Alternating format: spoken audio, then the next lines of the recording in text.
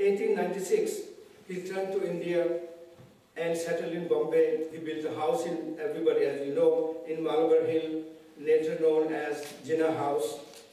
And he became a very successful lawyer in a very, very young age. His reputation as a skilled lawyer prompted Indian leader Bal Gangadhar Tilak to hire him as a defense counsel for his own sedition trial, because every time there was an Indian wanted to speak up, the British will make a court case against him. And Qaid fought that case against one of the very famous Indian political leaders of that time. Soon after his return to India, he joined Indian National Congress. At that time, it was the largest political party. And I know that many Pakistanis may differ, but we should also be very honest that in the beginning, Quaid-e-Azam was in favor of a united India where all Indians have the same rights. He was not talking about creating Pakistan at that time.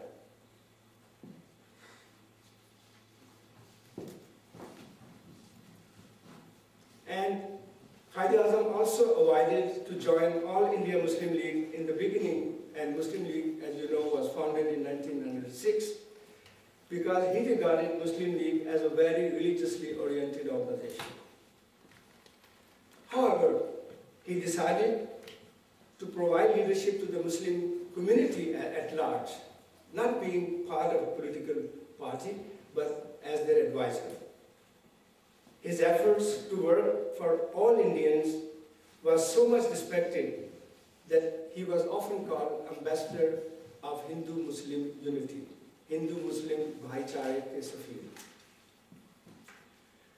But then, eventually he joined Muslim League in 1930 and became the president at 1916 Lucknow Conference.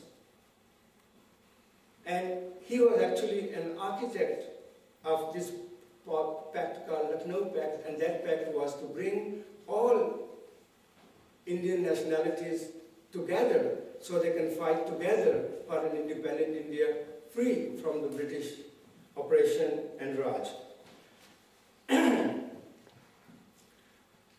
And then, of course, as you all know, Gandhi came from South Africa, took over Congress Party, and changed the whole course of a democratic struggle into a mass movement. And that is why Quaid-e-Azam broke with the Congress in 1920 when he saw that Mohandas Gandhi was trying to make it into a Hindu-dominated party, not working for all Indians, but specifically in a very nationalistic movement. Another point I think is very important to mention, as you know that at that time there was a very big problem in Turkey. The Khilafat movement in India was supporting the continuation of Khilafat, but Quaid-e-Azam disagreed with that strategy. He said, no, Turkey is in the process of being democratic and it should be a democratic country. So he took a stand on that as being a man of principles.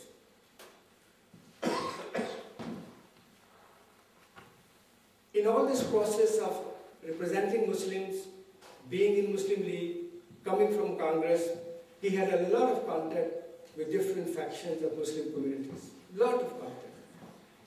He worked with them, but once he said, he was sometimes disappointed too. So once he said, कि मैं अपनी जेब में जब भी हाथ डालता हूँ तो मुझे खोटे सिक्के ही मिलते हैं.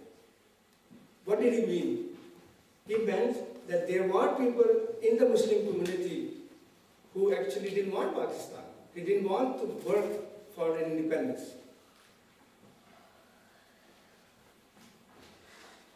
In 1927, Quaid entered negotiation with Muslim and Hindu leaders to form a future constitution for all India. Then, as you know, for that, he made a plan. He was an extremely organized person. He never said anything just to say it. He will always back it up, whatever he said.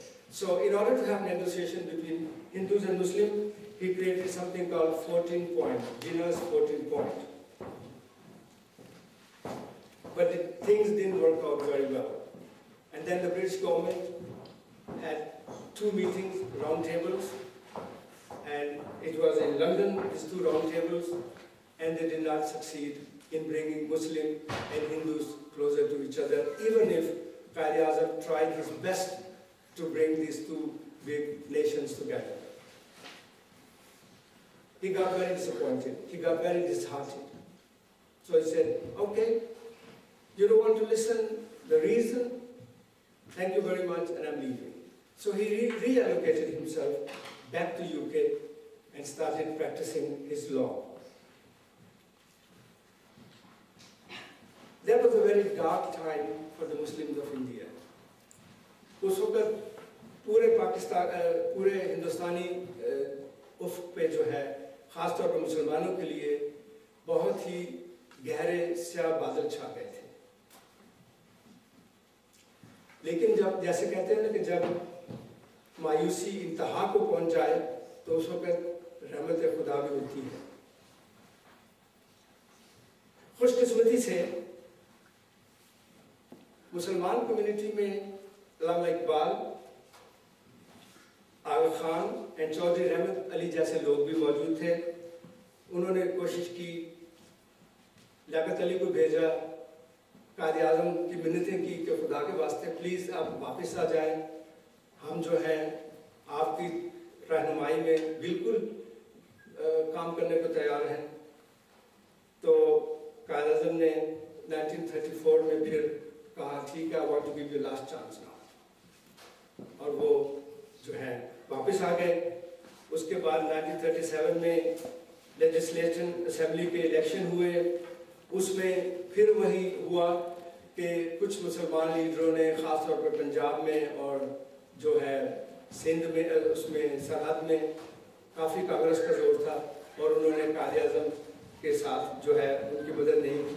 लेकिन कायद-ए-आज़म का एक बहुत ही उनमें खासियत थी कि वो कभी अपने प्रिंसिपल से नहीं हटते थे।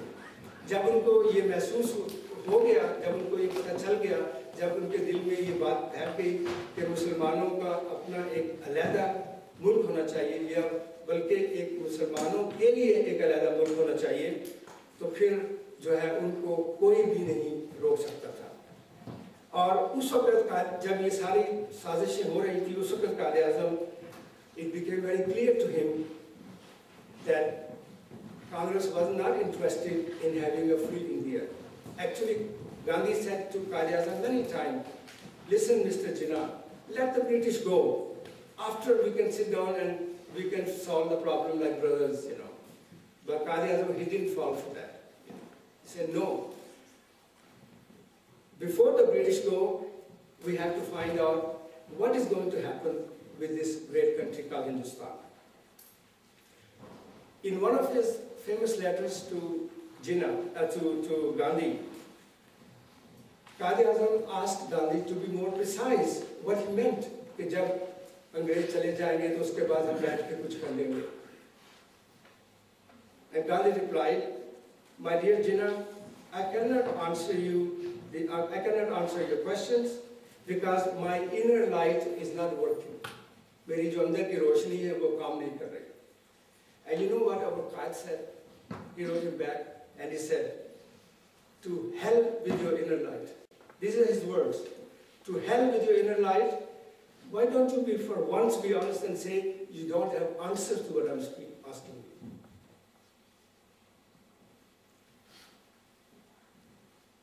So,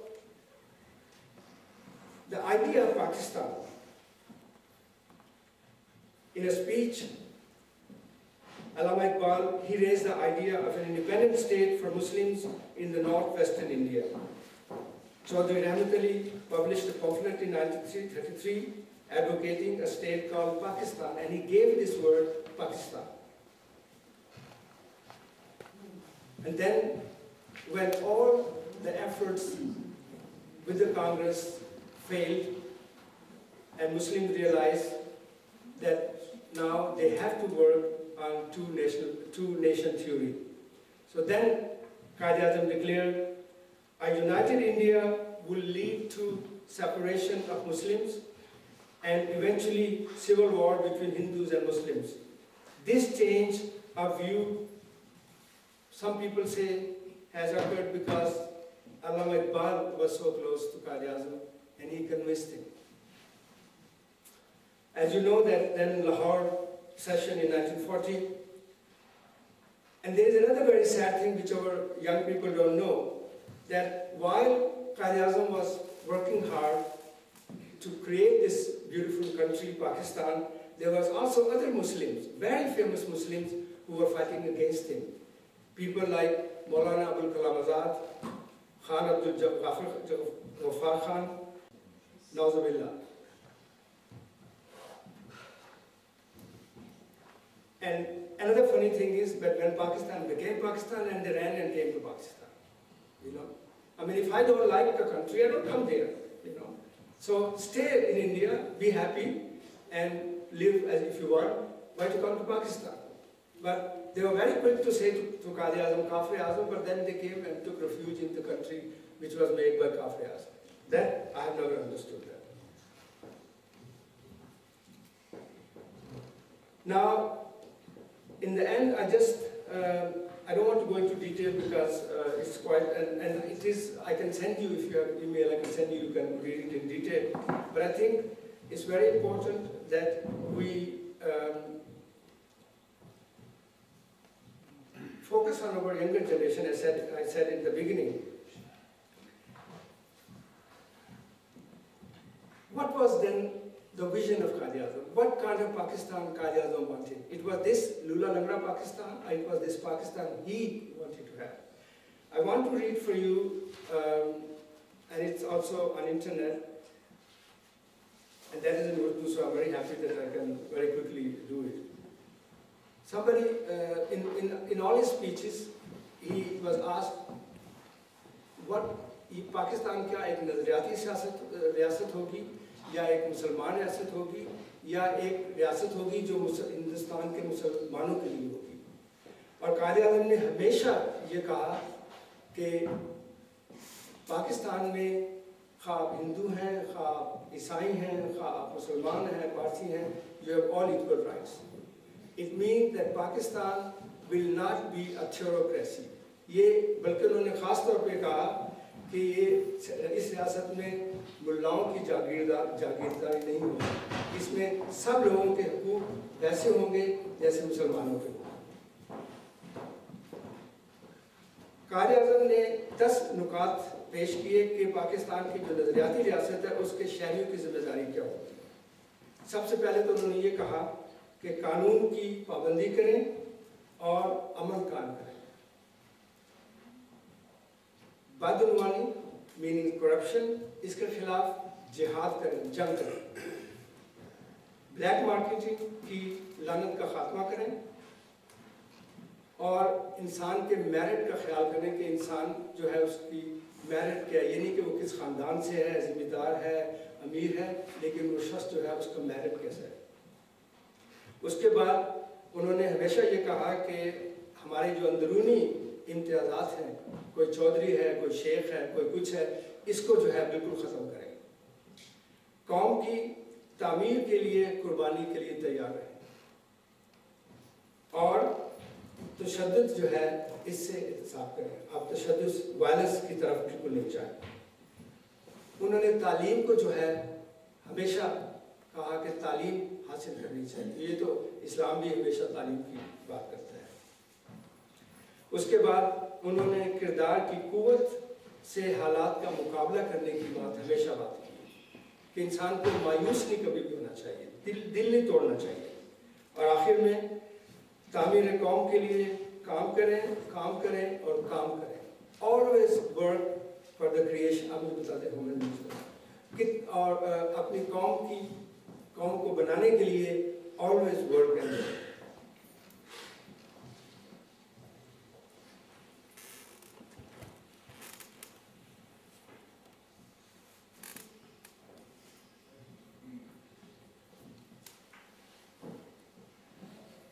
And I want to read for you this, what Qaid said in one of his speeches. He said, Pakistan is not going to be a theocratic state to be ruled by priests with a divine mission.